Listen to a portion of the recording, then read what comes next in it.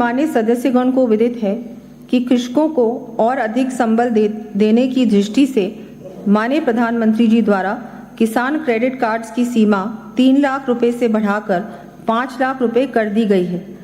इसी क्रम में ब्याज मुक्त अल्पकालीन फसली ऋण वितरण के लक्ष्य में वृद्धि करते हुए मैं आगामी वर्ष 35 लाख से अधिक किसान साथियों को 25,000 करोड़ रुपए के ऋण वितरित किए जाने की घोषणा करती हूँ।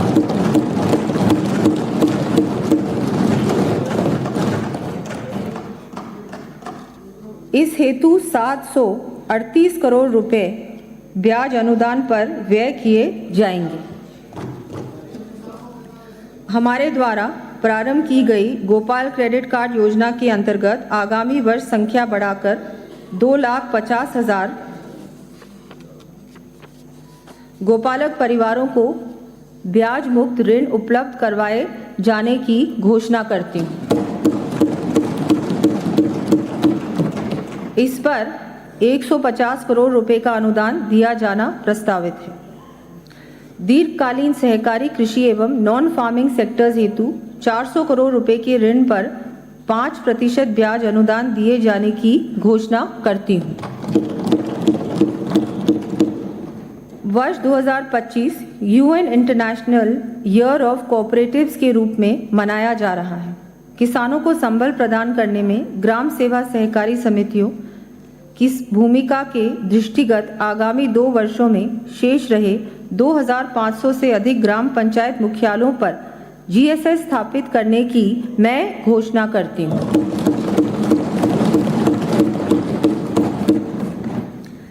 इस हेतु GSS स्थापना के मापदंडों में आवश्यकता अनुसार रिलैक्सेशन भी दिया जाना प्रस्तावित है। इसके साथ ही नवीन स्थापित 8 जिलों में क्रय विक्रय सहकारी संघों की स्थापना भी की जानी प्रस्तावित है।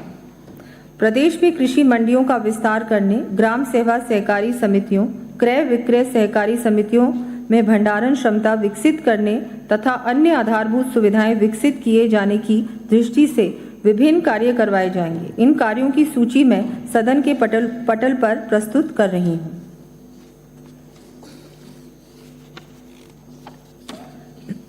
पशुपालन एवं डेयरी। प्रदेश में पशुपालकों को आर्थिक सुरक्षा प्रदान करने के लिए मुख्यमंत्री मंगला पशु बीमा योजना शुरू की गई है।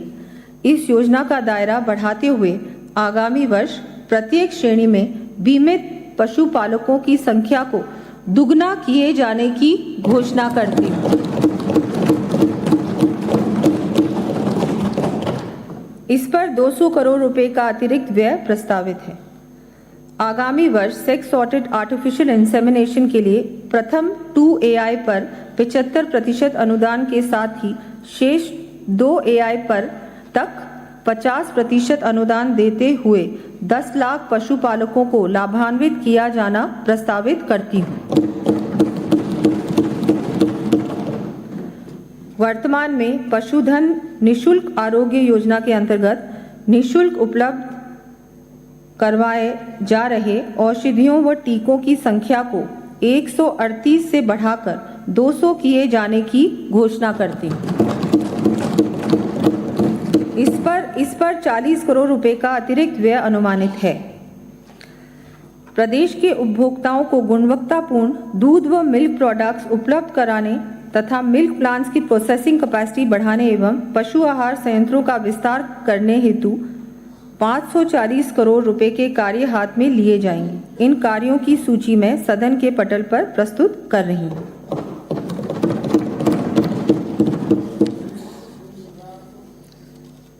मुख्यमंत्री दुग्ध उत्पादक संबल योजना के तहत दुग्ध संग्रहण लक्ष्य को बढ़ाकर 13,000 लाख लीटर किया जाना प्रस्तावित है।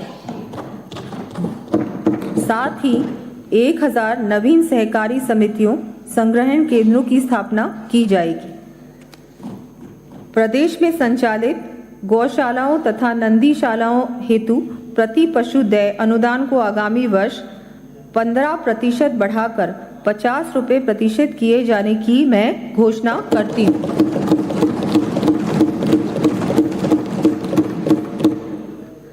साथ ही शीत ऋतु में गायों के स्वास्थ्यवर्धन की दृष्टि से गौशालाओं को आवश्यकता अनुसार अनुदान के स्थान पर बाजरा भी उपलब्ध करवाए जाने का विकल्प दिया जाना प्रस्तावित है।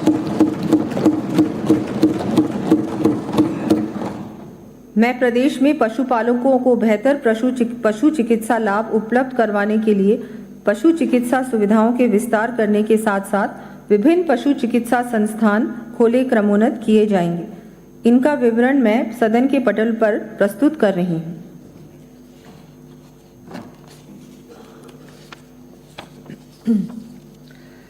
पशुपालकों को पशु चिकित्सा व पशुपालन विभाग की विभिन्न योजनाओं का लाभ दिलवाने हेतु 100 पशु चिकित्सा अधिकारियों व 1000 पशुधन निरीक्षकों की भर्ती की जाने की घोषणा करती हूँ।